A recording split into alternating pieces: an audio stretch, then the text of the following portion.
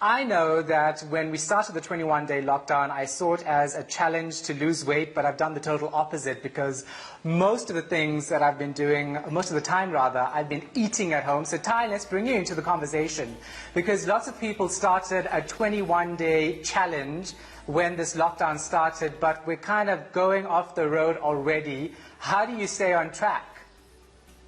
Yeah, it's a tough one. The world's in this sort of weird pause mode where everyone just wants to get up at 10 a.m. and eat nonsense and try and really just make it a little bit worse. But it's probably the worst thing we can do at the moment as a species. We need to stay as strong as possible.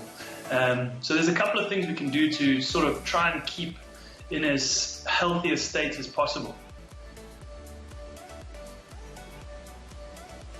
So what is it? Because, you know, you try skipping at home, you try doing crunches, etc., but it gets a bit boring. So if you're living alone like me and don't have someone to challenge you, how should you actually keep active?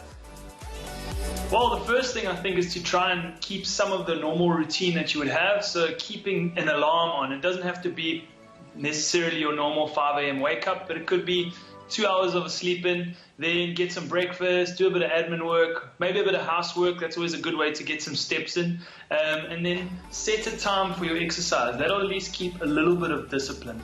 After that, I would say try and hook up with some of your mates via these sort of conference calls like we're doing. But maybe Zoom's another way that you can do that. And if you've normally got some running buddies, why not link up on a virtual class and do some of these sort of bodyweight workouts that are quite popular at the moment on social media and get involved.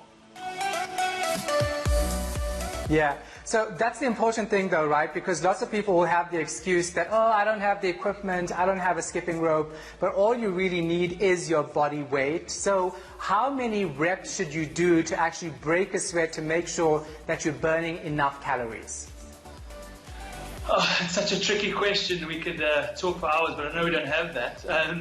What I would suggest is trying to follow one program. I think a lot of guys are doing all these fitness challenges and try this workout, try that workout. But with all the anxiety that's going on in the world, the worst thing you can do is put your body under even more stress. So I'd say try and stick to one program. Just as a shameless plug, we do an online, free online program on our YouTube channel. From there's a bodyweight option with no equipment, and there's like odd objects that you find around the house, and very structured sort of strength plan and a little bit of a workout. Get a bit of a sweat so you feel a bit human again. Endorphins are our friend at the moment with all the stuff that's happening in the world. And then all of the junk food we eat in between the workout, is that counteractive or are we still getting some calories burnt? Shahan, you're not supposed to be doing that. So there's your first thing. I think we need to be keeping our immune systems as strong as possible. So if you're shoving junk food into your body and not exercising and lying around, you're setting yourself up for a bit of a problem down the line. This disease is attacking people with weaker immune system, as we know. So the best thing you can do is eat as healthy as possible. Try not to have any extra inflammation in your body. Keep your stress levels down by doing those exercise sessions every single day. And just try to eliminate as much of that nonsense as possible.